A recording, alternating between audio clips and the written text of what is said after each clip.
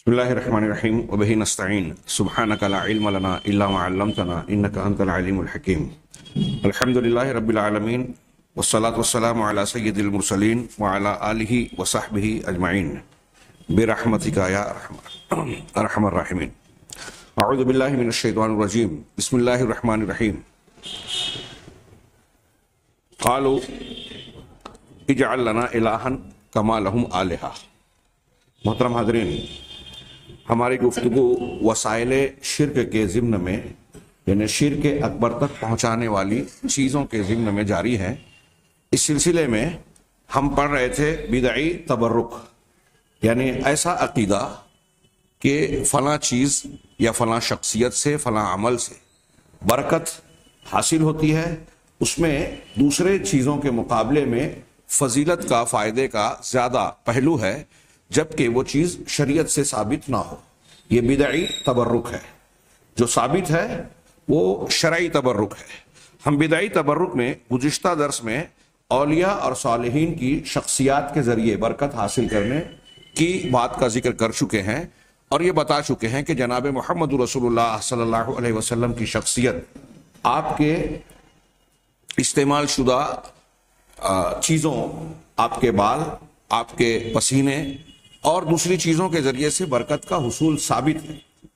لیکن آپ کے بعد صحابہ کرام میں یہاں تک کہ سیدنا ابوبکر صدیق رضی اللہ تعالی عنہ، عمر فاروق رضی اللہ تعالی عنہ، دیگر صحابہ کرام جن کا درجہ امت میں نبی کے بعد سب سے اعلیٰ ہے، ان کے ساتھ بھی صحابہ کرام نے تبرک کا کوئی معاملہ نہیں کیا، جو اس بات کا ثبوت ہے کہ اس کی کوئی دلیل یا شرعی حیثیت نہیں ہے۔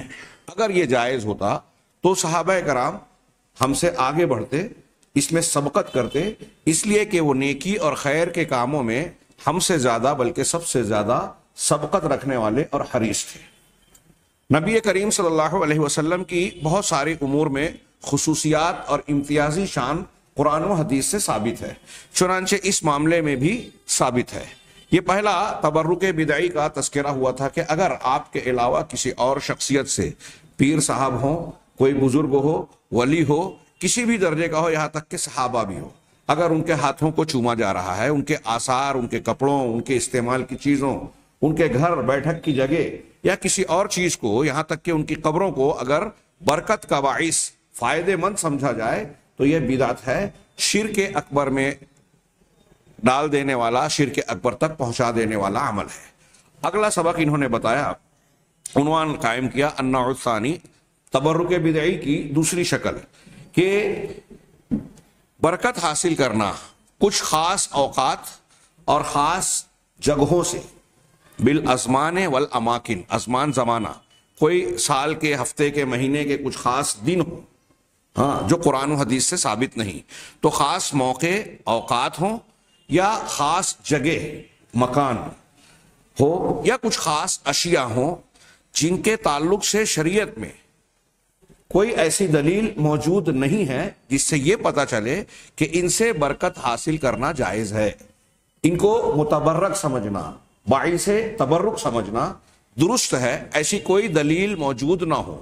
تین چیزوں کا ذکر کیا، کچھ ازمان، زمانے، اوقات، اماکن یعنی جگہیں، مقامات، تیسرا اشیاء یعنی کچھ اشیاء، چیزیں، ان کو متبرک سمجھنا بغیر شرعی دلیل کے۔ آگے ہم دیکھیں، انہوں نے اس کی مثالیں جو بیان کی اس سے بات بالکل صاف اور واضح ہوتی ہے، اور آپ اندازہ لگائیں، یہ جو بیان کیا کہ یہ بدعت ہے، شرک اصغر ہے، شرک اکبر تک پہنچانے کا ذریعہ ہے، اس میں سے بعض شکلیں بعض حالتوں میں شرک اکبر تک پہنچتی ہیں۔ میں عرض کرنا چاہتا ہوں کہ اب ہم اس میں کتاب میں پیش کردہ مثالوں کو سرسری طور سے دیکھیں گے یا اس سے گزریں گے۔ آپ غور کیجئے کہ ہمارے ارد گرد اور ماحول میں یہ شرک یا اور اسباب شرک کتنی بڑی مقدار میں، تعداد میں، جو بھی کہیے، کتنے بڑے پیمانے پر پایا جاتا ہے۔ پہلا انہوں نے تذکرہ کیا، وَمِنْ أَمْثِلَةِ هَذِهِ الْأَشْيَاءِ، ان اشیاء کی بعض مثالیں۔ پہلا نمبر پہ، الْأَمَاكِنُ الَّتِي مر بها النبی صلی اللہ علیہ وسلم او تعبد للہ فیہا اتفاقا من غیر قصد لہا لذاتها، کہ وہ مقامات، وہ جگہیں جہاں سے نبی صلی اللہ علیہ وسلم کا گزر ہوا اور آپ نے وہاں اللہ تعالیٰ کی عبادت کی اتفاق کے طور پر، یہ اتفاقاً اس بنیاد پر کہہ رہے ہیں کہ باقاعدہ آگے اس کی وضاحت کی کہ اس مقام کا بطور خاص ارادہ کر کے آپ نے وہاں کا سفر نہیں کیا تھا، وہاں نہیں پہنچے تھے کہ یہاں آ کر میں یہ عبادت کروں گا، یہ نماز پڑھوں گا۔ آپ گزرے، نماز کا، عبادت کا وقت ہو گیا تو جس جگہ پر آپ تھے آپ نے اسی مقام پر عبادت کر لی، نماز پڑھ لی۔ یہ کہنے کا مطلب ہے، مطلب اس جگہ کو خاص نہیں کیا کسی فضیلت یا اہمیت کے پیش نظر، اس کے لیے بطور خاص ارادہ کر کے آپ نے سفر نہیں کیا تھا، وہاں نہیں گئے تھے۔ وَإِنَّمَا لِأَنَّهُ كَانَ مَوْجُودًا فِي هَذِهِ الْأَمَاكِنِ وَقْتَ تَعَبُّدِهِ لِلَّهِ تَعَالَى بِهَذِهِ الْعِبَادَةِ، بلکہ اللہ کے نبی صلی اللہ علیہ وسلم ان جگہوں پر اپنی اللہ کی عبادت کرنے کے وقت میں وہاں موجود تھے، اس لیے آپ نے وہ عبادت کر لی، بطور خاص اس کے لیے سفر نہیں کیا، اس کا ارادہ اور قصد نہیں کیا۔ وَلَمْ يَرِدْ دَلِيلٌ شَرْعِيٌّ عَلَى فَضْلِهَا، اور اس کے فضیلت پر، اس مقام پر جہاں رسول اللہ صلی اللہ علیہ وسلم نے ایسی عبادت کی، اس جگہ کی فضیلت پر، اس کی کوئی امتیازی شان پر کوئی شرعی دلیل موجود نہیں ہے، کوئی دلیل ایسی نہیں ہے جس سے یہ پتہ چلے کہ اس جگہ پر عبادت کرنا دوسری جگہوں کے مقابلے میں زیادہ متبرک ہے، زیادہ ثواب کا باعث ہے، زیادہ نفع بخش ہے، ایسی کوئی دلیل موجود نہ ہو۔ ایسی جگہ پر اب کوئی خاص عبادت کرتا ہے تو آگے انہوں نے کہا فَلَا يَجُوزُ لِلْمُسْلِمِ قَصْدُ زِيَارَةِ هَذِهِ الْأَمَاكِنِ لِلتَّعَبُّدِ لِلَّهِ تَعَالَى عِندَهَا، چنانچہ کسی مسلمان کے لیے جائز نہیں ہے کہ ایسے مقامات کی زیارت کا ارادہ کرے وہاں اللہ تبارک و تعالیٰ کے عبادت کے مقصد سے۔ ایک زیارت ہوتی ہے کہ مشاہدہ کرنے جا رہے ہیں، آپ سیرت کا، نبی کریم صلی اللہ علیہ وسلم کی حیات طیبہ کا مطالعہ کرتے ہیں تو یہ خواہش ہوتی ہے، یا کچھ دوسری بھی تاریخ پڑھتے ہیں تو جس مقام اور علاقے کے بارے میں آپ مطالعہ کر رہے ہیں، پڑھ رہے ہیں، اس کو جا کر دیکھنا چاہتے ہیں۔ اس تناظر میں تاریخی اعتبار سے، عبرت و موعظت کے اعتبار سے اور دوسرے مقاصد سے سفر کیا ٹھیک ہے، لیکن عبادت کی بنیاد پر، تبرک کے خیال سے، فضیلت کا عقیدہ رکھ کے اگر کوئی ایسا سفر کر رہا ہے جس کا ثبوت شرعی دلیل کی بنیاد پر نہیں ہے تو اللہ کے یہ کہہ رہے ہیں کہ ایسا سفر بدعت ہے، یہ جائز نہیں ہے، حرام ہے۔ کما لا یجوز مسح شیء من هذه الاماکن لطلب البرکہ، جیسا کہ ان جگہوں میں سے کسی جگہ کو چھونا، مس کرنا، اس کو بطور خاص تبرک کے عقیدے کے ساتھ کہ ہم اس کو چھوئیں گے تو ہم کو اس کی برکت حاصل ہوگی، ان کو چھونا بھی جائز نہیں ہے، مسح کرنا۔ ولذالک، یہی وجہ ہے کہ لم یثبت عن احد من الصحابۃ رضی اللہ عنہم انہ قصد شیئا من هذه الاماکن للتبرک بها بتقبیل او لمس او غیرها، اسی وجہ سے صحابہ میں سے، صحابہ کرام میں سے کسی ایک صحابی سے بھی یہ بات ثابت نہیں ہے کہ انہوں نے ایسے مقامات کا بطور خاص ارادہ کیا ہو، وہاں گئے ہوں سفر کر کے کہ یہ اللہ کے نبی صلی اللہ علیہ وسلم نے یہاں عبادت کی تھی، نماز پڑھی تھی اور فلاں فلاں عمل کیا تھا، تو صحابہ نے اس جگہ پر بطور خاص پہنچ کر وہاں بوسہ دیا ہو، یا اس کو چھوا، لمس کیا، یا مسح کیا ہو، یا اس کے علاوہ کوئی اور تبرک حاصل کرنے کی کوئی حرکت کی ہو۔ ولا ان احد منهم قصدها للتعبد لله تعالی فيها، اور ان میں سے کسی نے اس مقام پر اللہ کی عبادت کے لیے بطور خاص قصد نہیں کیا کہ وہاں جا کر، چونکہ اللہ کے نبی صلی اللہ علیہ وسلم نے وہاں عبادت کی تھی اس لیے ہم وہاں پہنچ کر عبادت کریں۔ یہاں انہوں نے حاشیے میں ایک وضاحت کی کہ حضرت عبداللہ ابن عمر رضی اللہ تعالی عنہ سے عنہما سے یہ بات ثابت ہے کہ وہ اگر راستوں سے گزرتے تھے تو انہوں نے دیکھا کہ نبی کریم صلی اللہ علیہ وسلم نے اگر یہاں جو ہے 2 رکعت پڑھی تھی تو یہ گزرتے ہوئے رک کر وہاں 2 رکعت پڑھ لیتے تھے، بلکہ بعض مرتبہ تو ایسا بھی ہوا کہ بلا وجہ روایتوں میں آتا ہے کہ وہ ہنسے، پوچھا گیا کیوں ہنسے، کہا اللہ کے رسول صلی اللہ علیہ وسلم کو میں نے یہاں اس مقام پر اسی طرح ہنستے ہوئے دیکھا۔ تو انہوں نے کہا کہ ہو سکتا ہے کوئی اس عمل سے حضرت عبداللہ ابن عمر رضی اللہ تعالیٰ عنہما کہ اس عمل سے یہ دلیل پکڑے کہ دیکھیے وہ تو ایسا کر رہے ہیں ایک صحابی رسول، اور آپ کہہ رہے ہیں کہ کسی ایک صحابی نے بھی ایسا نہیں کیا. تو کلیئر ہے یہاں جو بات ہم نے بیان کی ہے، جو صاحب کتاب بیان کر رہے ہیں کہ بطور خاص ارادہ کر کے اس مقام پر جانا، اس کو متبرک سمجھنا، یہ کسی ایک صحابی سے ثابت نہیں ہے. حضرت عبداللہ ابن عمر رضی اللہ تعالیٰ عنہ نے ایسے کسی مقام کے لیے بطور خاص سفر نہیں کیا، ایسے کسی مقام کے تعلق سے انہوں نے یہ نہیں کہا کہ یہاں اللہ کے رسول صلی اللہ علیہ وسلم مسکرائے تھے اور میں مسکرا رہا ہوں، 2 رکعت پڑھی تھی اور میں پڑھ رہا ہوں، تو یہ جو ہے وہ دوسرے مقامات کے مقابلے میں اس کی فضیلت ثابت ہے. نہیں، نبی کریم صلی اللہ علیہ وسلم کو میں نے جیسے جیسے کرتے دیکھا آپ کی اتباع کرنا چاہتا ہوں، اور آپ نے اس کے لیے بطور خاص نقطہ یہ ہے کہ اس کے لیے ارادہ کر کے بطور خاص سفر نہیں کیا.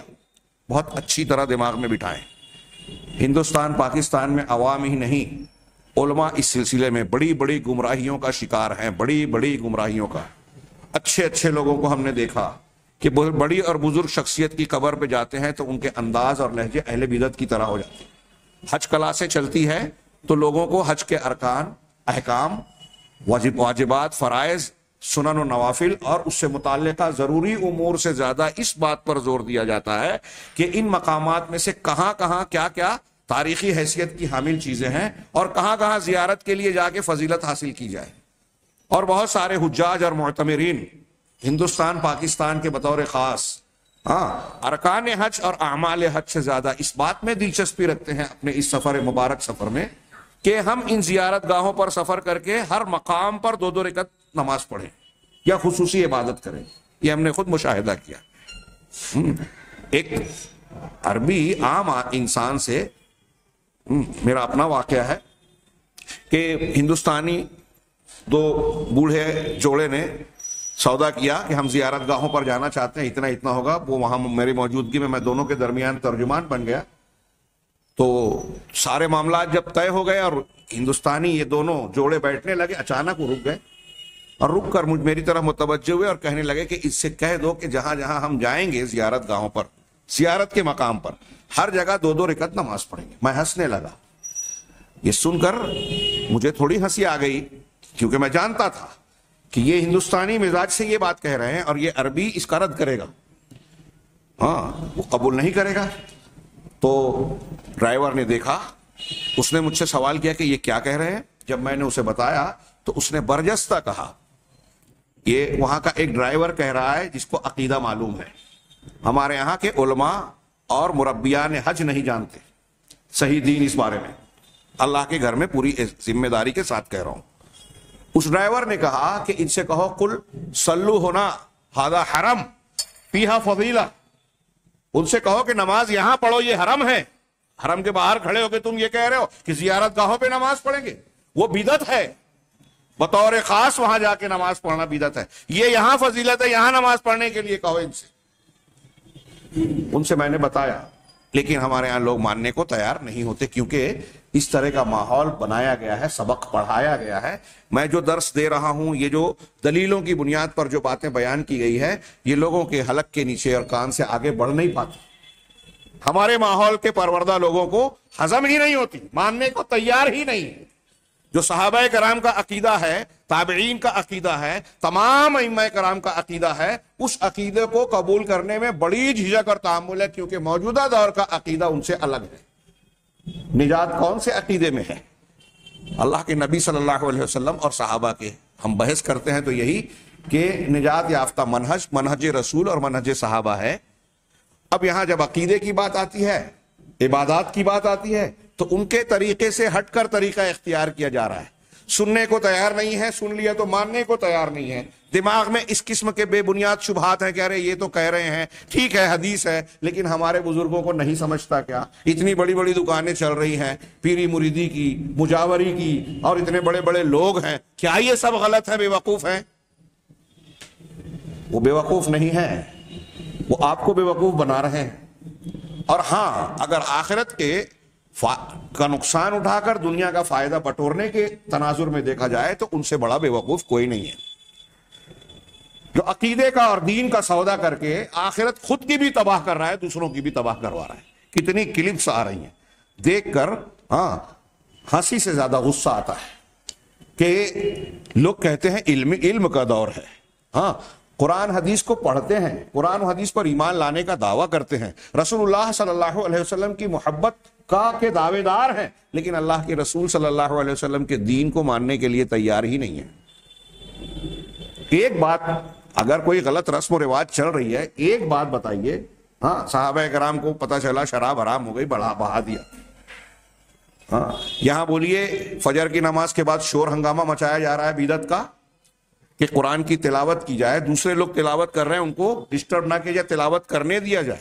مجھ کو تو لگتا ہے کہ یہ بھی غیر اسلامی لوگوں کی سازش کا حصہ ہے کہ جو مسنون طریقے ہیں اس کو نہ کیا جائے اور جو کرنے والے ہیں ان کو بھی ڈسٹرب کیا جائے. کوئی ٹوکے بولے تو ماحول بنایا جائے مخالفت اور جنگ لڑائی کا. لوگ کہیں کہ دیکھو اختلاف کر رہے ہیں, لڑ رہے ہیں, اسلام بدنام ہو رہا ہے, اس کی کوئی فکر نہیں. بدعات کو فروغ دیا جا رہا ہے, اس کا کوئی احساس نہیں. ان تیز آوازوں کے ساتھ شرکیہ اور بدعت کے کلام ہمارے بچوں کے کانوں تک پہنچ رہے ہیں, اس کے اثرات کا کوئی احساس نہیں. ایسا قدم قدم پر جاری ہے. تصوف کا کاروبار بڑھایا جا رہا ہے. میں نے اس سے پہلے کئی مرتبہ کہا کہ اس بنیاد پر دکانیں چلانے کے لیے اللہ کی تعظیم, عظمت, توحید اور اس کی کبریائی اور بڑائی سے زیادہ پیر صاحب, بزرگ, ان کے واقعات, ان کے جھوٹی کرامات, ان کے الٹے سیدھے واقعات قصے جس سے ان کی عقیدت کا سکہ دل و دماغ میں پیوست ہو بیٹھے اور اللہ سے زیادہ ان کی تعظیم کا جذبہ پیدا ہو. یہی ہندوستان پاکستان کے ماحول میں دینداری کی معراج نظر آتی ہے. کتابیں بھری پڑی ہیں, پروگرام ہوتے ہیں, خصوصی مجلسیں, نشستیں ہوتی ہیں بزرگان دین کی عظمت کا سکہ بٹھانے کے لیے. یہ دیکھیے قرآن حدیث کیا کہہ رہی ہے. اللہ کے رسول صلی اللہ علیہ وسلم کے صحابہ کرام, یہ نبی کریم صلی اللہ علیہ وسلم کے شخصیت کے تعلق سے بعض وہ چیزیں نہیں کرتے تھے جو آج یہ پیر صاحبان کے لیے, مشائخ کے لیے, بزرگوں کے لیے, امام کے لیے نہ صرف جائز سمجھتے ہیں بلکہ دھڑلے سے بلا جھجک کر رہے ہیں. روکنے ٹوکنے پر بھی دل میں یہ خیال نہیں آتا کہ واقعی اگر یہ بات صحیح ہے کہ یہ بدعت ہے, یہ شرک اصغر یا شرک اکبر کے درجے تک لے جانے والی چیز ہے, تو ہمیں اس سے بچنا چاہیے. اس کی تحقیق کی بھی توفیق ملنے سے رہی. دلیل کیا ہے؟ لوگ کرتے ہیں. وہی دلیل جو حضرت ابراہیم, حضرت نوح, حضرت موسیٰ, حضرت دیگر انبیاء کے امتیوں نے علیہ السلام, ان کے امتیوں نے دعوت توحید ملنے پر یہ کہا تھا کہ ہمارے باپ دادا جو کرتے آئے ہیں ہم کریں گے. ان کا نتیجہ تھوڑا سا الگ تھا, یہاں نتیجہ الگ ہے. دلیل تو دونوں کی ایک ہی ہے, استدلال ایک ہی ہے, اور وہ دلیل نہیں ہے. بہرحال آگے دیکھیے, یہ کہہ رہے ہیں کہ صحابہ کرام میں سے کسی سے بھی یہ ثابت نہیں ہے کہ ایسے مقامات کا بطور خاص ارادہ قصد کر کے سفر کیا ہو, وہاں پہنچ کر ان خاص جگہوں پر کوئی عبادت کی ہو, چوما چاٹا ہو, اس کو چھوا ہو, اپنے جسم سے رگڑا ملا ہو. ایسا کچھ بھی نہیں کیا کسی بھی جگہ سے. نبی کریم صلی اللہ علیہ وسلم کی استعمال کی چیزوں کو, اس کی خصوصیت ہے, آپ کے پسینے کو لیا, خوشبو میں ڈالا, حضرت ام سلیم سے ثابت ہے, یہ چیزیں گزری. لیکن آپ نے جن مقامات پر بغیر تخصیص کیے ہوئے سفر کیا تھا, ایسے مقام کو کسی کو صحابہ نے متبرک نہیں مانا. آگے نبی کریم صلی اللہ علیہ وسلم کی ایک روایت نقل کر رہے ہیں کہ نبی صلی اللہ علیہ وسلم سے یہ بات ثابت ہے کہ آپ نے فرمایا لا تشد الرحال الا الى ثلاثه مساجد, کہ کجاوے نہیں کسے جائیں گے مگر 3 مساجد کی طرف. کجاوے نہیں کسے جائیں گے یعنی بطور خاص کسی خاص مقام کا ارادہ کر کے سفر کرنا یہ جائز نہیں ہے. 3 مقامات 3 مسجدوں کے لیے ہے. کہہ رہے ہیں مسجدی ہذا, میری یہ مسجد یعنی مسجد نبوی, ومسجد الحرام, یہ اضافت الموصوف الی الصفہ عربی میں ترکیب ہے, اور کچھ لوگوں نے کہا یہاں محذوف ہے, اس کو میں نہیں چھوڑتا. اور مسجد حرام و مسجد الاقصی, اور مسجد اقصی جو بیت المقدس میں, جس کو بیت المقدس کہتے ہیں. ان 3 مساجد کا سفر کیا جا سکتا ہے, بطور خاص کجاوا کسا جا سکتا ہے. کیوں, کیسے؟ میں نے ایک مسجد میں نماز پڑھی سفر کے درمیان, جماعت ہو چکی تھی, وہاں تقریری مجلس جاری تھی. اس میں نے سنا کہ ایک صاحب جو ہے یہ حدیث پیش کی انہوں نے, اور اس حدیث کو پیش کر کے انہوں نے کہا کہ یہ 3 مقامات 3 مسجدوں کی فضیلت تو ہے, لیکن اور بھی سفر فضیلت والے. اور بھی سفر کا وہ ہے جیسے علم حاصل کرنے کا سفر, اس کی بھی فضیلت ہے. ہاں قرآن نے اور بھی کچھ سفر کا تذکرہ کیا. گویا ان حدیثوں کو دوسری روایتوں کو نقل کر کے اس حدیث کا جو مقصود ہے, اس کا جو مدعا ہے, جو عقیدے کی ایک بنیاد ثابت کی گئی ہے اس حدیث کے اندر, اس کو رد کرنے کا راستہ نکال رہے ہیں, چور دروازہ کھول رہے ہیں. اب سوچئے کیا اجمیر شریف, کلیر شریف, فلاں شریف, بغداد شریف, ان مقامات کا سفر کیا جا سکتا ہے جیسے مسجد حرام, مسجد اقصی اور مسجد نبوی کا کیا جا سکتا ہے؟ ایسے کیا جا سکتا ہے؟ وہ جو انہوں نے کہا, ہو سکتا ہے بھی کچھ سوال اٹھا ہو, یہ جو علم کے حصول کا سفر ہے اس کی فضیلت میں الگ سے حدیث موجود ہے. جہاد کا سفر ہے جو واقعی جہاد ہو, ہاں شرعی اعتبار سے, آج کل جو بیان کیا جاتا ہے وہ نہیں, ہاں وہ اس کی فضیلت ثابت ہے. اور کوئی شرعی مقصد کے حصول کے لیے سفر کیا جائے تو جیسا مقصد ہے اس اعتبار سے اس سفر کی اہمیت, فضیلت یا اجر و ثواب کا معاملہ ہوگا. طلب علم کے لیے من سلک طریقا یطلب العلم سہل اللہ طریقا الی الجنہ, صحیح مسلم کی حدیث کے الفاظ ہے نا, جو علم حاصل کرنے کے راستے پر نکلتا ہے تو اس کے لیے اللہ تعالیٰ جنت کا راستہ آسان کر دیتا ہے. تو کیا وہ حدیث اور یہ حدیث ٹکرا رہی ہے؟ یعنی اس حدیث کا اس سے رد ہو رہا ہے؟ یہ اہل بدعت اسی طرح کی حرکت کر کے حدیثوں کو توڑتے مروڑتے ہیں, شریعت کے معنی اور مفہوم کو بگاڑتے ہیں. اس حدیث میں جو 3 مسجدوں کی طرف سفر کرنے کی تخصیص کی گئی کہ اس کے علاوہ کسی اور مسجد کا, مقام کا سفر نہیں کیا جا سکتا, اس کا مطلب کیا ہے؟ یعنی فضیلت سمجھ کر, ثواب کی نیت سے, متبرک سمجھ کر کہ دیگر مساجد اور مقامات کے مقابلے میں یہاں عبادت کرنا زیادہ اجر و ثواب اور خیر و برکت کا باعث ہے, یہ عقیدہ رکھ کر 3 مسجد کے علاوہ کسی اور مسجد کا سفر نہیں کیا جا سکتا. اب طلب علم کے سفر میں مقصد ہی دوسرا ہے, سفر جہاد میں معاملہ ہی دوسرا ہے. یہاں اجر و ثواب کی نیت اور امید فضیلت ہے. برکت یعنی جس کا ہم بحث کر رہے ہیں تبرک کی نیت ہے.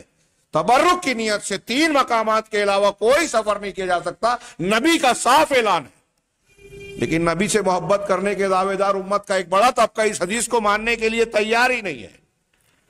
وہ اجمیر کے سفر کو بھی فضیلت والا بتانے پر تلی ہوئی ہے, کلیر شریف اور فنا شریف, اور یہ شہروں کو بھی متبرک بنا دیا.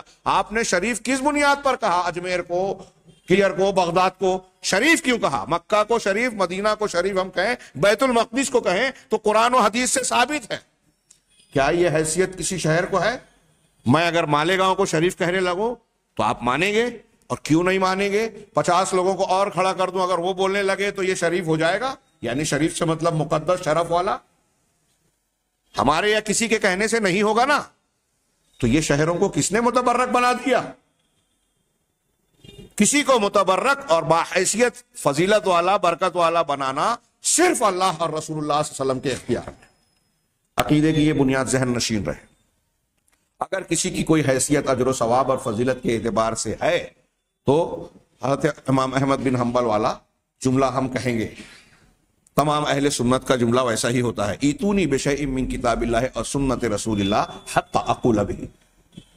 ہاں, کہ اللہ کی کتاب کی کوئی دلیل لاؤ یا اللہ کے رسول صلی اللہ علیہ وسلم کی کوئی حدیث یا سنت سے دلیل لاؤ, تب میں کہوں گا, اس کا قائل ہو جاؤں گا, حسبنا کتاب اللہ و سنت رسولی, ہمارے لیے اللہ کی کتاب اور اس کے رسول کی سنت کافی ہے, یہی دین ہے. بس دین کی بنیاد یہی ہے. اور خاص طور سے عقیدے میں قرآن اور حدیث نے کسی چیز کو تشنا اور ادھورا نہیں چھوڑا. کسی کے ذوق, کسی کی سمجھ اور رواج پر اس کو منحصر نہیں کیا کہ لوگوں کی سمجھ میں آئے کہ یہ کام اچھا ہے تو کرنے لگے, یہ عقیدہ اچھا ہے تو اختیار کر لینا. ہی عقیدے کے معاملے میں جتنا قرآن و حدیث نے بتایا, اہل سنت والجماعت کا یہ جو بول رہا ہوں اصولاً متفقہ معاملہ ہے.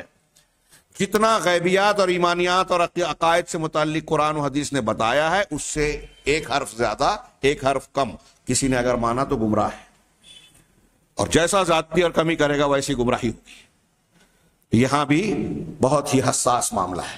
ہم اسے بیان کریں تو لوگوں کو لگتا ہے کہ یہ بزرگوں کی گستاخی کر رہے ہیں. کیا صحابہ کرام گستاخ تھے؟ صحابہ حضرت ابوبکر صدیق, عمر فاروق کے, کہ یہ چیزیں ان کے ساتھ نہیں کی؟ چومنا, چاٹنا, بوس و کنار, ان کے کپڑوں, گھروں, لوٹے, استعمال کی اشیاء کو جو ہے متبرک نہیں مانا. آپ کو پتہ چل گیا. ہاں, اہل علم نے جو کچھ اس سلسلے میں لکھا ہے یہاں انہوں نے بہت کم پیش کیا ہے. اگر آپ تفصیل میں جائیں تو بڑا شدید رد کیا ہے لوگ. یہاں تک کہا ہے کہ یہ ساری چیزیں کفار مکہ اور مشرکین مکہ کی طرح ہے. آگے ہم پڑھیں گے جہاں قبروں کا تذکرہ اس کے بعد والے چیپٹر میں، اگلے درس میں انشاءاللہ آئے گا. آگے دوسری روایت کا ذکر کرتے ہوئے دلیل دے رہے ہیں کہ عمر بن خطاب رضی اللہ تعالی عنہ سے ثابت ہے کہ انہ لما رأى الناس وهو راجع من الحج، کہ حج سے لوٹتے ہوئے جب انہوں نے دیکھا کہ ينزلون فيصلون في مسجد، کہ لوگ ایک جگہ پڑاؤ ڈال رہے ہیں، اتر رہے ہیں سب حاجی لوگ، اور وہاں ایک مسجد میں نماز پڑھ رہے ہیں. حضرت عمر فاروق رضی اللہ تعالیٰ عنہ نے دیکھا، فسأل عنہم، ان کے بارے میں پوچھا کہ یہ کیا ہے، کیوں یہ لوگ یہاں خاص طور سے اتر رہے ہیں، ابھی نماز کا وقت بھی نہیں ہوا. تو کہا فقالوا مسجد صلی فیہ النبی صلی اللہ علیہ وسلم. انہوں نے کہا، لوگوں نے بتایا کہ ایک مسجد ہے جس کے بارے میں یہ بتا رہے ہیں کہ نبی صلی اللہ علیہ وسلم نے اس مسجد میں نماز پڑھی، اس لیے سب لوگ اتر کے یہاں نماز پڑھ رہے ہیں.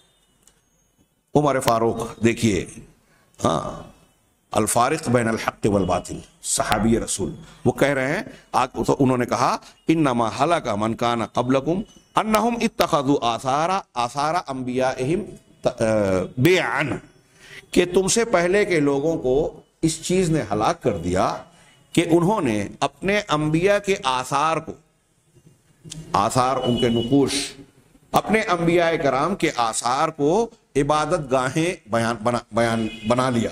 بیعتن کی جمع بیعون، قرآن میں بھی یہ لفظ آیا ہے، کلیسا گرجا عبادت گاہ، یہود و نصارہ کی عبادت گاہوں کو کہتے ہیں، کہ انہوں نے اپنے انبیاء کے آثار کو جو ہے عبادت گاہ بنا لیا.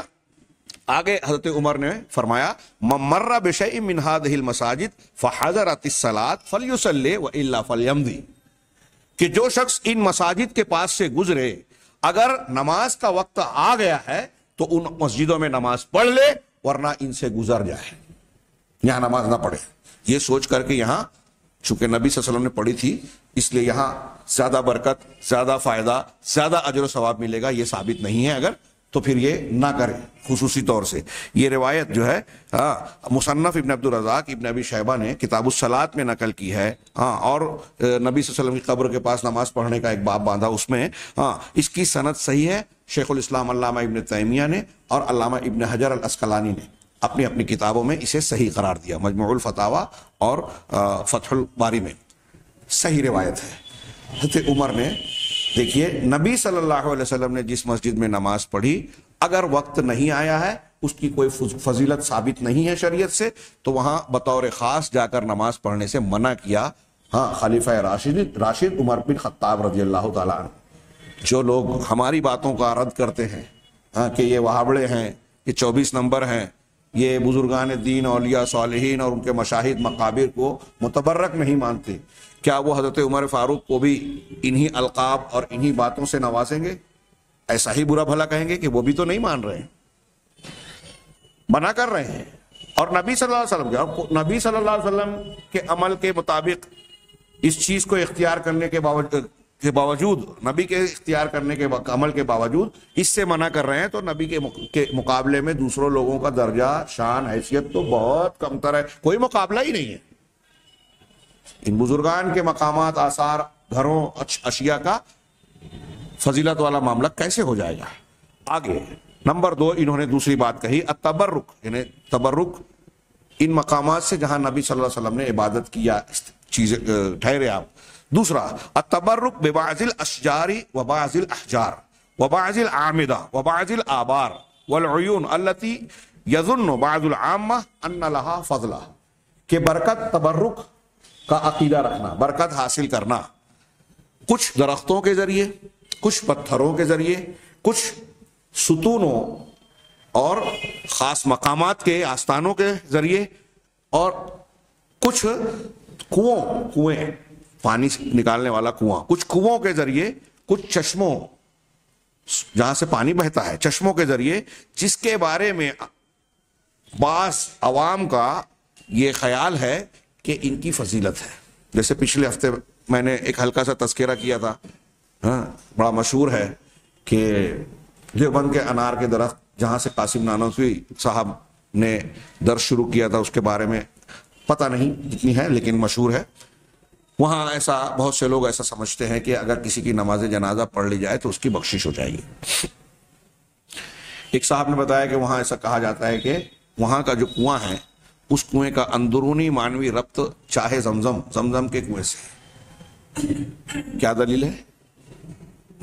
وہی میں یہ جو کنواں کہہ رہے ہیں، پتھر کہہ رہے ہیں، ہاں کچھ لوگ مقام ابراہیم، حضرت ابراہیم علیہ السلام جس پتھر پر کھڑے ہو کر کعبہ کی تعمیر کی تھی اور آج مقام ابراہیم میں وہ موجود ہے، آپ کے پیروں کا نشان ہے، اس کو متبرک سمجھ کر چھوتے ہیں. اس کا تذکرہ بطور خاص روایات میں ہے، سلف نے اس کی بڑی شدید نکیر کی ہے. ایسے کچھ پتھر کہ یہاں فلاں بابا بیٹھتے تھے، یہاں فلاں تھا، ہاں فلاں جگہ ایک پتھر ہے، انگلی سے فلاں بابا کا نام لے کے اٹھاؤ تو انگلی سے اٹھ جاتا ہے، حالانکہ لوگوں نے بتایا کہ دوسرا نام لو یا نام نہیں لو تب بھی اٹھ جاتا ہے.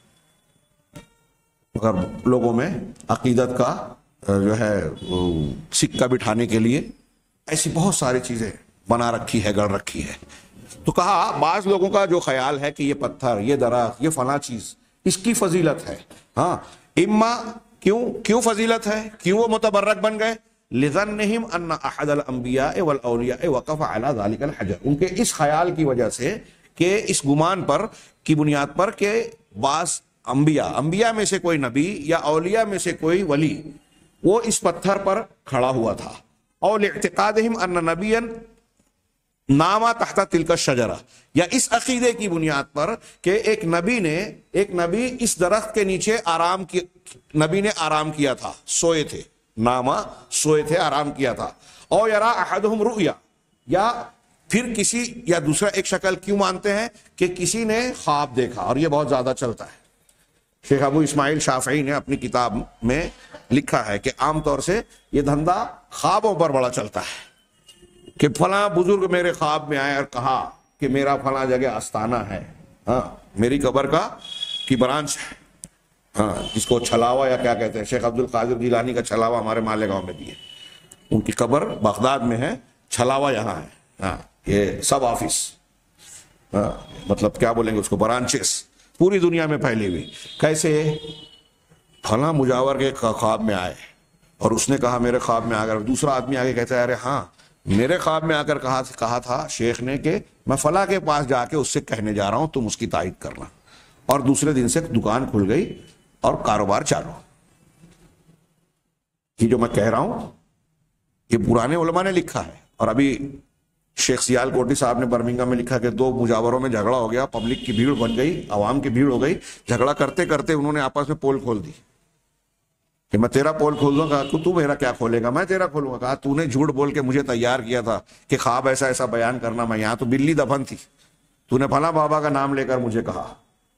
ہاں تو ان کے جھگڑوں کے بعد کچھ ہی لمحوں کے بعد عوام ان پر ٹوٹ پڑی کہ انہوں نے جھوٹ بول کر اس کو اتنا بڑا مقام اور مرتبہ دے دیا اس جگہ کو. ایسے اکثر معاملات چل رہے ہیں اور ایسے کتنے واقعات جو حقیقت میں واقعات ہے، بناوٹی نہیں ہے، کہ لوگوں کے ایمان کو لوٹا کھسوٹا جا رہا ہے ان جھوٹی کہانیوں کی بنیاد پر. تو کہا یا کسی نے کوئی خواب دیکھا کہ یہ درخت یا یہ پتھر مبارک ہے، خواب میں بتایا گیا اس کو کہ یہ پتھر مبارک ہے، یہ درخت برکت والا ہے، یا یہ عقیدہ رکھتے ہیں کہ ایک نبی نے یہ ہے اس کنویں کے پانی سے یا اس کنویں کے اندر غسل کیا یا اس چشمے میں غسل کیا تھا، یا ان شخص نے اغتسل فیہا، یا کوئی فلاں آدمی اس نے غسل کیا اور اس کو شفا مل گئی. کچھ دنوں پہلے ہاں ہمارے یہاں ریل دھاریل اور فلاں مقام پہ بتایا کہ وہ پانی کنویں کا پانی ہے، اس کو پیا، اس کی جلدی بیماری لگایا تو اچھا ہو گیا. ہمارے مالیگاؤں سے جو گاڑیاں چلنے لگی کرائے پہ، اس کا پانی متبرک ہے. لیب ٹیسٹ سے بتایا گیا کہ نیم کی جڑیں اندر تھیں، اس کے اثرات تھے، تو بعض جلدی بیماریوں میں اس کے کیمیائی اجزاء نیم کے اثرات سے فائدہ ہو سکتا ہے. ہمارے یہاں کلیان کے آگے اندر کوئی جگہ ہے کھاڑی، اس میں پانی سے بھاپ نکلتی ہے. عقیدہ بنا لیا کہ یہاں فلاں بزرگ کی قبر ہے، یہ اس کا اثر ہے. انگریز آ کے ہنستے ہیں، کہتے ہیں دنیا میں ایسے بہت سے مقامات ہیں جہاں پانی کے اندر سلفر کی چٹانیں اور وجود پایا جاتا ہے، جس کی بنیاد پر یہ بھاپ آتی ہے. آپ نے یہ بابا کی کرامت، تو وہاں کون ہے؟ کرامت بتا دی آپ نے، بابا کی تاثیر بتا دی.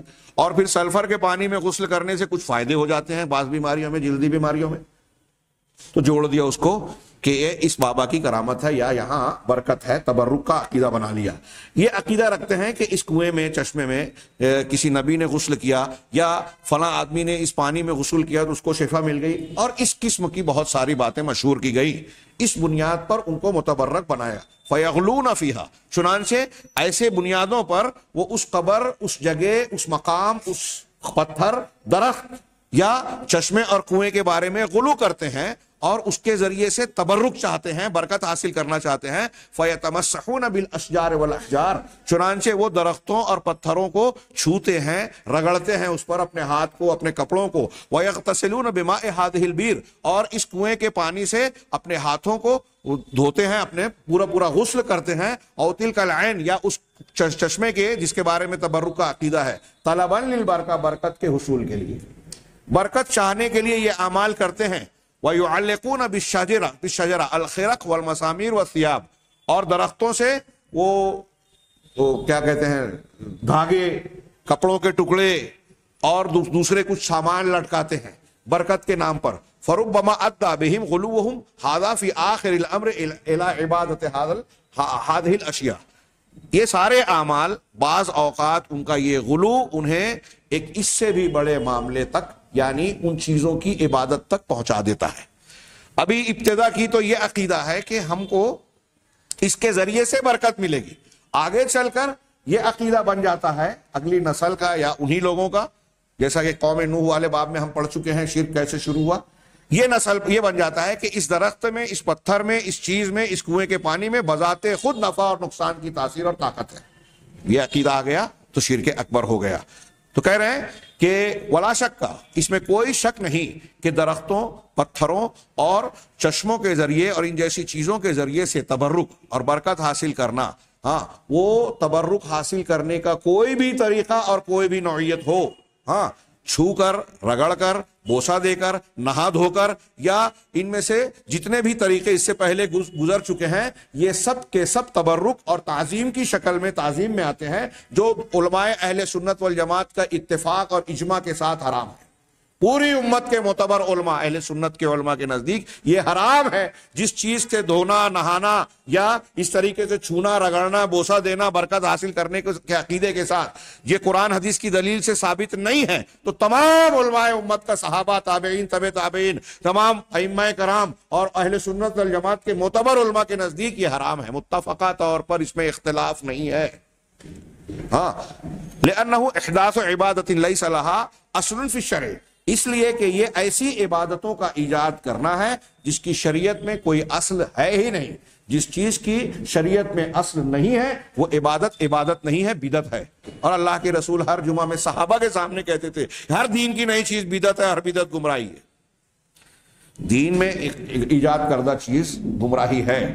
وَلِأَنَّهُ مِنْ أَعْظَمِ أَسْبَابِ الْوُقُوعِ فِي الشِّرْكِ الْأَكْبَرِ، اور اس لیے بھی یہ حرام ہے تمام علماء کے اتفاق سے کہ یہ شرک اکبر میں پڑ جانے کی سب سے بڑی وجہ ہے، سبب ہے۔ آگے انہوں نے بہت ہی شاندار حدیث بیان کی جو ہر شخص کو، ہر مسلمان کو خاص طور سے ہندوستان، پاکستان کے موجودہ ماحول میں ہر وقت ذہن نشین رکھنی چاہیے۔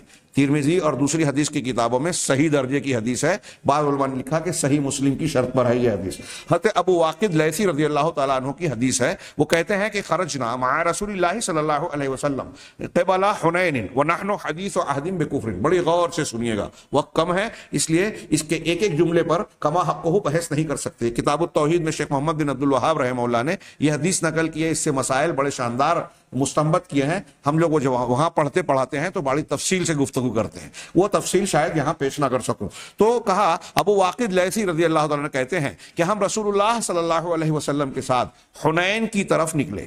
فتح مکہ کے بعد کچھ دنوں کے بعد آپ حنین کی طرف نکل رہے ہیں۔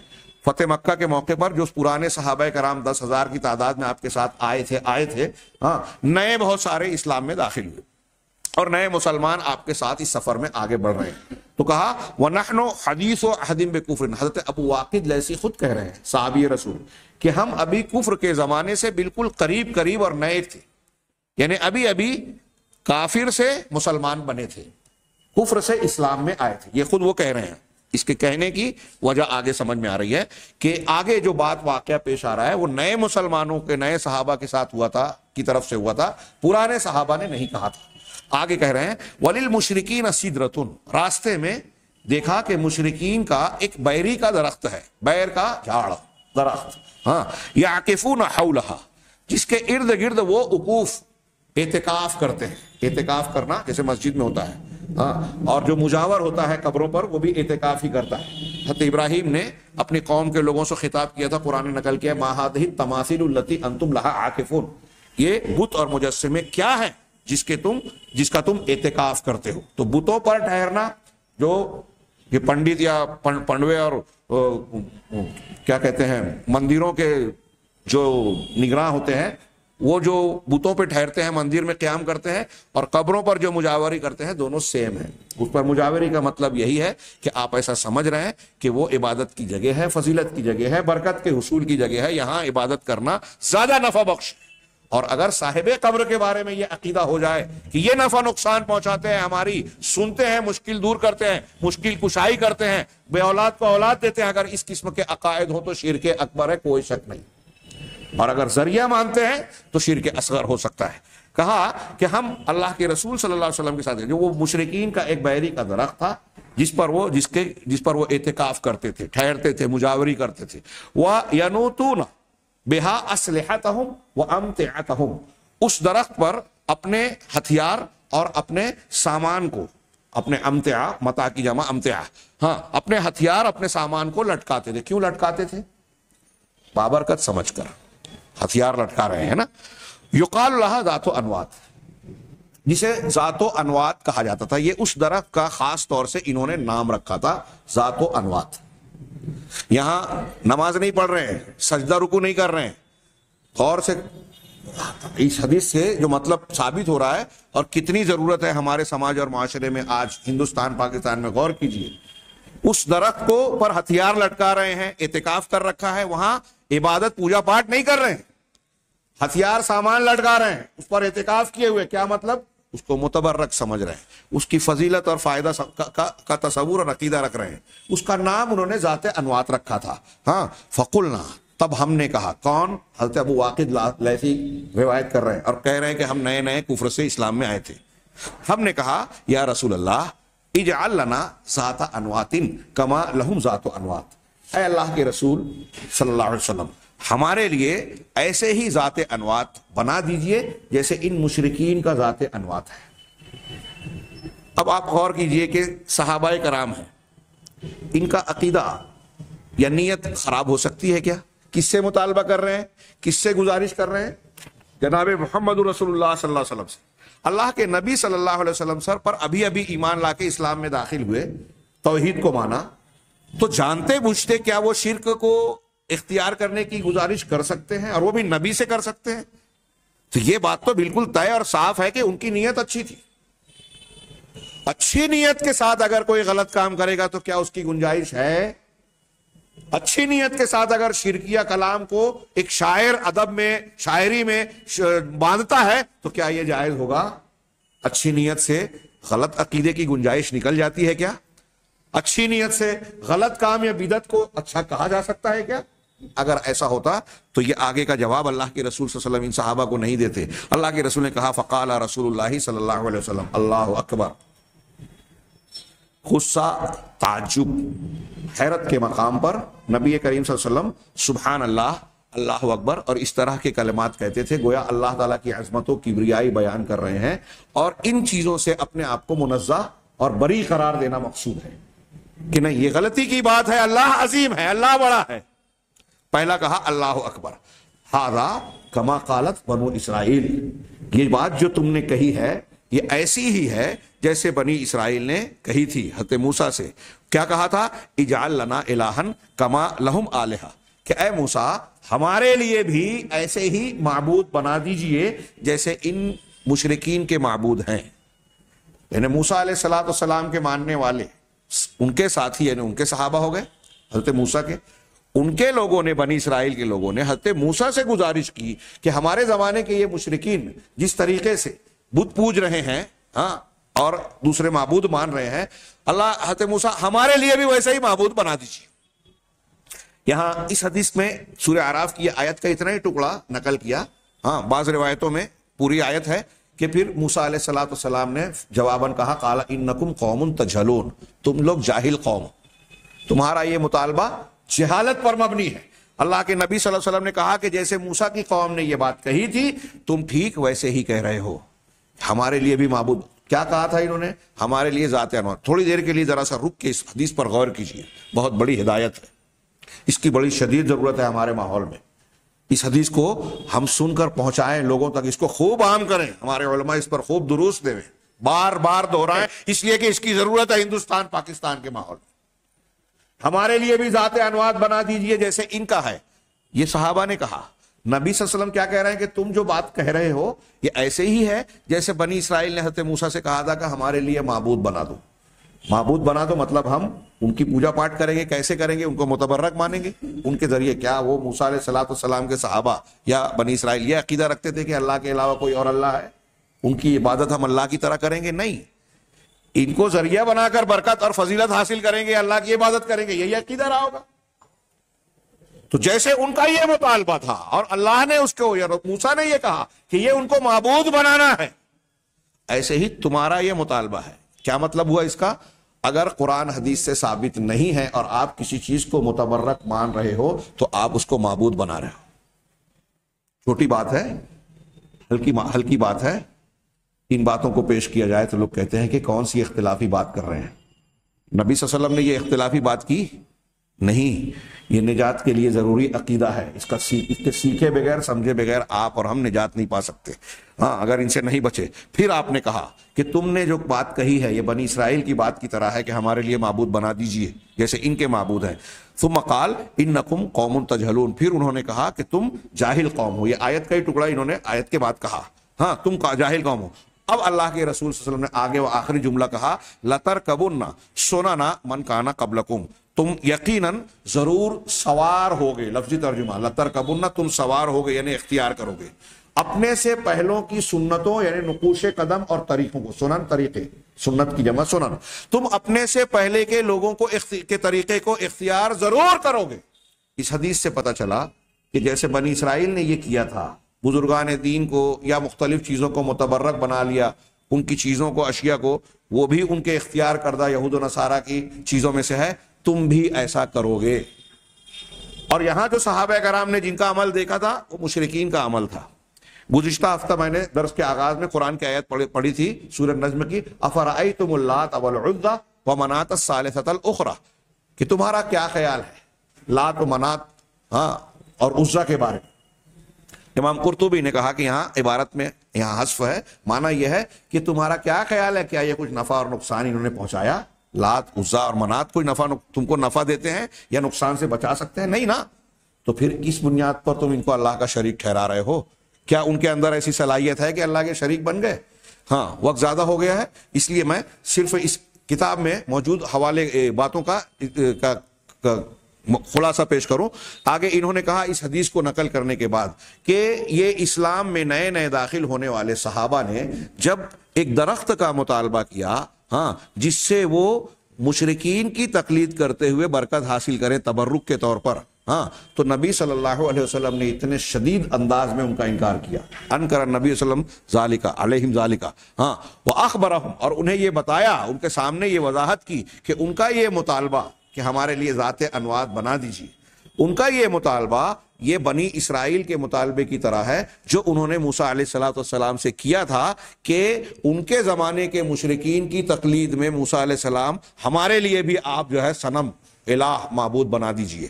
یہ اللہ کے رسول نے کہا کہ تمہارا معاملہ ویسا ہی ہے، ہاں، فطلبہم مشابہ لطلب بنی اسرائیل، تو ان کا مطالبہ بنی اسرائیل کے مطالبے کے مشابہ ہے اس جہت سے کہ یہ ایسے کام میں مشرکین کی مشابہت ہے جو جس میں کہ شرک موجود ہے، ایسے کام میں۔ اب یہاں ایک نقطے کی بات اور بھی غور کرنے والی ہے، بہت اہم، تھوڑی دیر کے لیے سوچئے کہ نبی اگر کوئی چیز بتا دے، ہاں، یہ مطالبہ انہوں نے کس سے کیا؟ نبی سے کیا۔ اگر نبی کریم صلی اللہ علیہ وسلم مقرر کرتے تو نبی تو اللہ کی طرف سے یہ اختیار رکھتے نا شریعت سازی کا. لیکن آپ کیا کہہ رہے ہیں کہ یہ اگر میں کر لوں گا یہ شرکیہ بات ہوگی, معبود بنانے والی بات ہوگی. مطلب یہ اللہ کی طرف سے جو حدود اور پابندیاں متعین ہیں شرک اور توحید سے متعلق, ہاں, اس کو اپنی طرف سے نبی بھی پھلانگ نہیں سکتا. قرآن میں کہا گیا کہ اگر آپ بھی شرک کریں گے تو آپ کے سارے عمل برباد ہو جائیں گے. یہاں نبی کی بھی گنجائش ہے, اختیارات کا دائرہ نہیں ہے, یہ آپ کے دائرے میں نہیں, کیونکہ جو شرکیہ چیز ہے وہ اللہ نے آلریڈی حرام کر رکھی ہے. نبی سے مطالبہ کیا تو نبی کہہ رہے ہیں کہ میں نہیں کر سکتا, ذات انوات تمہارے لیے بناؤں گا, تو یہ معبود بنانے والی بات ہوگی. نبی بھی اگر بنا دے تو معبود بنانا ہے. اب بعد کے لوگوں نے جو ہے ایجاد کر لیا, بہت ساری چیزوں کو مشہور کر دیا, الٹے سیدھے واقعات کو. قوم پیچھے اندھی ہو کر بھاگی جا رہی ہے. بزرگوں کو, ان کے آستانوں کو, ان کے مقامات کو, ان کے آثار کو پوجے جا رہی ہے, متبرک مانے جا رہی ہے. یہ حدیث پڑھائیے, بتائیے کہ نبی بھی ایسا نہیں کر سکتے. جو اللہ نے جس چیز کو شریف نہیں بنایا, اللہ نے جس چیز کو متبرک نہیں بنایا, نبی بھی اس کے لیے راضی نہیں ہے کہ ہم کہہ دیں کہ یہ متبرک ہے. اور اگر کوئی بعد کا آدمی بناتا ہے تو وہ اس کو معبود بنا رہا ہے. یہ سبق یاد رکھیں. تو اللہ کے نبی صلی اللہ علیہ وسلم نے گویا کہا کہ یہ مشرکین کی مشابہت ہے. وَإِن كَانَ مَا طَلَبَهُ هَؤُلَاءِ الصَّحَابَةُ رضی اللہ عنہم من الشرک الاصغر. یہ صاحب کتاب کہہ رہے ہیں کہ اگرچہ کہ ان صحابہ نے جس چیز کا مطالبہ کیا تھا وہ شرک اصغر میں سے تھا. یہی بات شیخ محمد بن عبد الوہاب نے کہی. اس حدیث کے بعد جو مسائل مستنبط کیے تو انہوں نے ایک مسئلے میں یہ کہا کہ اس حدیث سے یہ پتہ چلا کہ شرک میں کچھ شرک اکبر ہے, کچھ شرک اصغر ہے. اس لیے کہ ان صحابہ کرام نے جو یہ مطالبہ کیا, اس کی وجہ سے اللہ کے رسول صلی اللہ علیہ وسلم نے ان کو مرتد قرار نہیں دیا. اس سے پتہ چلا کہ وہ اسلام سے خارج نہیں ہوئے. اگر یہ شرک اکبر ہوتا تو وہ اسلام سے باہر ہو جاتے. شرک اصغر سے آدمی اسلام کے باہر نہیں ہوتا. لیکن عام طور سے یہی بات کہی جاتی ہے. فتح المجید میں کہ محشی, ابھی میں دیکھ رہا تھا, انہوں نے اس پر اٹیک کیا, اعتراض کیا کہ نہیں, ان لوگوں نے جو مطالبہ کیا تھا صحابہ نے, یہ شرک اصغر نہیں ہے, شرک اکبر ہے. یہ شرک اکبر ہے کہ آپ کسی چیز کو, کسی درخت کو, کسی پتھر کو, کسی مقام کو, کسی آستانے کو, کسی کپڑے کو, کسی پیر صاحب کو متبرک مان لیں, جبکہ اللہ نے اس کو متبرک نہیں بنایا. اگر آپ ایسا کر رہے ہیں کہ اس سے ہم کو برکت مل رہی ہے, فائدہ ملے گا, فائدہ نقصان ہوگا, اجر و ثواب دے گا, تو وہ کہتے ہیں جو جنہوں نے اعتراض کیا کہ یہ شرک اکبر ہے. لیکن اللہ کے نبی صلی اللہ علیہ وسلم نے ان صحابہ کو جو مرتد نہیں مانا, وہ اس لیے کہ یہ نئے نئے مسلمان ہوئے تھے, اس لیے ان کی صرف اصلاح کر دی. ان کے اس مطالبے پر آپ نے نرمی بھی نہیں برتی, جیسے آپ کا اخلاق تھا. دعوت و تبلیغ میں آپ بالکل نرمی, لیکن عقیدے کے معاملے میں دیکھیے, نئے مسلمان ہونے کے باوجود آپ غصہ ہو گئے اور کہا اللہ اکبر انہا السنن. بعض روایتوں میں یہاں وہ لفظ نہیں نقل کیا, اللہ اکبر یہی تو سنتیں ہیں. تم نے اللہ کی اس ذات کی قسم جس کے قبضے میں میری جان ہے, ترمذی کی ایک حدیث میں یہ لفظ بھی ہے, اس ذات کی قسم جس کے ہاتھ میں میری جان ہے, تم نے وہ بات کہی ہے جو بنی اسرائیل نے موسیٰ سے کہی تھی. اور پھر قرآن کی وہ آیت پڑھی, اجعل لنا الہا کما لہم, قرآن میں. تو بعض علماء نے کہا کہ یہ شرک اکبر ہے, اور مجھے یہ شرک اکبر والی بات اور یہ جو توجیہ انہوں نے کی زیادہ وزندار معلوم ہوتی ہے. واللہ اعلم. ولیس فی دین الاسلام, آگے یہ کہہ رہے ہیں کہ اسلام, دین اسلام میں کوئی پتھر, اچھی طرح دماغ میں بٹھائیے, نتیجے کی بات ہے, ہاں, دین اسلام میں کوئی پتھر یا پتھر کے علاوہ کوئی اور چیز ایسی نہیں ہے جس کو چھونا, رگڑنا, ہاں, لمس کرنا مشروع ہو, شریعت میں اس کا حکم یا اجازت ہو, یا جس کو بوسہ دینا کی اجازت ہو تبرکن. ہاں, حتیٰ یہاں تک کہ حضرت خلیل علیہ السلام کا مقام, مقام ابراہیم, مقام خلیل, اس کا بھی مطلقاً بوسہ دینا مشروع نہیں ہے. شریعت میں اس کی اجازت یا اس کی دلیل موجود نہیں ہے, اس لیے وہ بھی بدعت ہے. مع انہ وقف علیہ, حالانکہ حضرت ابراہیم علیہ السلام اس پتھر پر کھڑے ہوئے تھے, اللہ نے اس کو محفوظ رکھا ہے, اس کے نقش قدم کو اس پر موجود رکھا ہے. ہاں, وَأَثَّرَتْ فِيهِ قَدَمَاهُ, اور ان کے دونوں پیروں نے اس پتھر پر اپنا اثر چھوڑا ہے. یہ اللہ کی طرف سے ہے کہ اس کا اثر چھوڑا ہے. وَهَذَا كُلُّهُ قَدْ أَجْمَعَ عَلَيْهِ أَهْلُ الْعِلْمِ, یہ ساری بات کہ ان چیزوں کو بوسہ دینا, چھونا, رگڑنا تبرک کے عقیدے سے جائز نہیں ہے, یہ اس پر تمام اہل علم کا اجماع ہے. اب کچھ چیزیں مستثنا ہیں, جیسے حجر اسود, اور رکن یمانی کا چھونا یا استلام کرنا اور حجر اسود کا بوسہ دینا. رکن یمانی کا بوسہ دینا ثابت نہیں ہے. کہا اما مسح الحجر الاسود وتقبیلہ، رہا حجر اسود کا چھونا یا اس کا بوسہ دینا، وکذالک مسح الرکن الیمانی فی اثناء الطواف، یا طواف کے درمیان رکن یمانی کا جو ہے چھونا، کہہ رہے ہیں فإنما هو من باب التعبد للہ تعالی، یہ اللہ عز و جل کے تعبد اور عبادت کے باب سے ہے، تعبدی امور میں سے ہے. واتباع سنت النبی صلی اللہ علیہ وسلم، اور نبی صلی اللہ علیہ وسلم کی سنت کے باب سے ہے. اسی لیے حضرت عمر نے جب حجر اسود کو بوسہ دینا چاہا، بوسہ دینے لگے، تو انہوں نے کہا انی اعلم انک حجر، کہ میں جانتا ہوں کہ تو پتھر ہے، لا تضر ولا تنفع، تو نہ نقصان پہنچا سکتا ہے اور نہ نفع، تیرے اندر یہ طاقت صلاحیت قوت نہیں ہے. ولولا انی رأیت رسول اللہ صلی اللہ علیہ وسلم یقبلک ما قبلتک، اگر میں نے اللہ کے رسول صلی اللہ علیہ وسلم کو تجھے بوسہ دیتے ہوئے نہ دیکھتا تو کبھی بوسہ نہیں دیتا. کتنی پیاری صاف بات ہے، صحابہ کے عقیدے کو بالکل واضح کر رہی ہے کہ حجر اسود کو جو حیثیت حاصل ہے بوسہ دینے کی، تو وہ اس لیے کہ اللہ کے رسول نے کیا، اب اللہ کے رسول کی اتباع میں ہم کر رہے ہیں. اگر آپ نے نہیں کیا ہوتا تو میں کبھی بوسہ نہیں دیتا. اب حجر اسود کے علاوہ نبی کریم صلی اللہ علیہ وسلم سے شریعت میں اور کس چیز کو، کسی کے ہاتھ کو، کسی کی پیشانی کو، یہ تبرک کے عقیدے کے ساتھ بوسہ دینے کا کہیں ثبوت ہے؟ ہرگز نہیں. ملاقات کے لیے میاں بیوی کا وہ معاملہ الگ ہے، تبرک والی گفتگو ہو رہی ہے.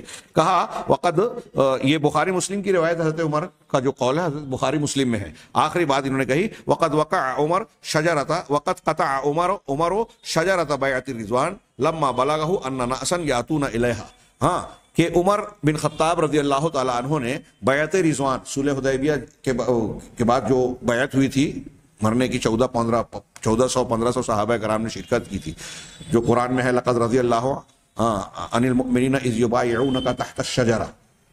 تو اس درخت کے نیچے جب حضرت عمر نے سنا کہ بیعت رضوان کے درخت کے پاس لوگ آتے ہیں، تو حضرت عمر نے اس کو کٹوا دیا. وذالک حسما لمادۃ الشرک، شرک کی جڑ اور اس کے بنیاد کو کاٹ دینے کے لیے کہ آگے چل کے یہ فتنہ نہ بن جائے. وہذا ہوا. اب یہ اس روایت کے سلسلے میں کچھ لوگ کلام کرتے ہیں کہ یہ ثابت ہے نہیں ہے، لیکن صحیح بخاری میں حضرت سعید بن مسیب کی ایک روایت ہے، مجھے وہ یاد آ رہی ہے، یہاں اس کا ذکر تو نہیں ہے. انہوں نے بتایا کہ کچھ لوگوں نے آ کر تذکرہ کیا حضرت سعید بن مسیب سے کہ بعض لوگ اس درخت کے نیچے جو ہے اس کو جا کر عبادت کرتے ہیں یا ٹھہرتے ہیں. تو حضرت سعید بن مسیب نے کہا کہ میرے والد حضرت مسیب صحابی رسول تھے، یہ تابعی تھے، کہ میرے والد بھی ان صحابہ میں شامل ہیں جو بیعت رضوان میں موجود تھے. وہ مجھ سے بیان کرتے ہیں میرے والد کہ ہم لوگوں نے بیعت کی، صلح میں شرکت کی، اور اس کے بعد دوسرے سال جب ہم اس مقام پر پہنچے، اس مقام پر، صلح حدیبیہ کے مقام پر، تو اس درخت کو ہم بھول گئے کہ وہ کہاں ہے. صحابی رسول جو خود بیعت رضوان میں حاضر ہیں وہ کہہ رہے ہیں کہ ہم بھول گئے. سعید بن مسیب اسے نقل کر کے کہتے ہیں کہ یہ اللہ کے رسول کے صحابہ بھول گئے اور ان لوگوں کو پتا ہے. آج ہمارے یہاں کئی حجاج بتاتے ہیں کہ یہ زیارت کرانے والے جو ایجنٹ ہوتے ہیں، بعض ٹورز کے کیا کہتے ہیں وہ مربیان یا وہ معلمین، وہ ایگزیکٹلی بتانے لگتے ہیں کہ یہاں حضرت ابراہیم علیہ السلام نے کھڑے ہو کر دعا کی تھی، یہاں فلاں شخصیت کا گھر تھا، یہاں فلاں کی قبر تھی، یہاں فلاں یہ قبر جو ہے حضرت عثمان غنی کی ہے، یہ فلاں کا گھر تھا، یہ اللہ کے رسول صلی اللہ علیہ وسلم کا. یعنی ایسی چیزیں جس کا کوئی نشان موجود نہیں، جو عرب بھی نہیں جانتے. بعض چیزوں کو عرب میں آج بھی نشانات موجود ہیں. ثقیفہ بنو ساعدہ یا حضرت عثمان غنی رضی اللہ عنہ نے جو کنواں خرید کر بیچا تھا، ایسی کچھ چیزیں متعین اور موجود ہیں جو جن کی نشاندہی ہو جاتی ہے، لیکن بقیہ چیزیں اس کی کوئی دلیل نہیں ہے اور پھر ان چیزوں کی کوئی ضرورت بھی نہیں ہے. ایسی چیزوں کو انہی عقیدوں کی بنیاد پر جو صحابہ کٹوا دیتے تھے، ختم کر دیتے تھے. جب حکومت سعودی کرتی ہے تو ہمارے پوری دنیا میں واویلا مچتا ہے کہ آثار قدیمہ کو توڑا جا رہا ہے، ان مقدس مقامات اور متبرک مقامات کو جو ہے بدلا جا رہا ہے. کیوں؟ اس سے قرآن و حدیث میں ممانعت کی گئی ہے. اللہ کے رسول صلی اللہ علیہ وسلم کے بعد صحابہ کرام نے مسجد نبوی، مسجد حرم کی حسب ضرورت توسیع کی، پھر بعد کے لوگوں نے کی. اگر یہ جائز نہیں ہوتا تو یہ ممکن نہیں ہوتا کہ اتنی کیسے توسیع ہوتی، اتنی گنجائش کیسے پیدا ہوتی. تو یہ آثار والا بدعقیدگی اس معاملے میں بھی رکاوٹ ڈالتی ہے. اور جب کوئی کام کیا جاتا ہے تو اس سلسلے میں شور ہنگامہ، عوام کا ڈر ہوتا ہے کہ اگر کوئی چیز توڑی جا رہی ہے پرانی تو اس پر لوگ شور ہنگامہ مچائیں گے. یہ لوگوں کی جہالت اور عقیدے کے سلسلے میں ناواقفیت کی بنیاد پر ہے.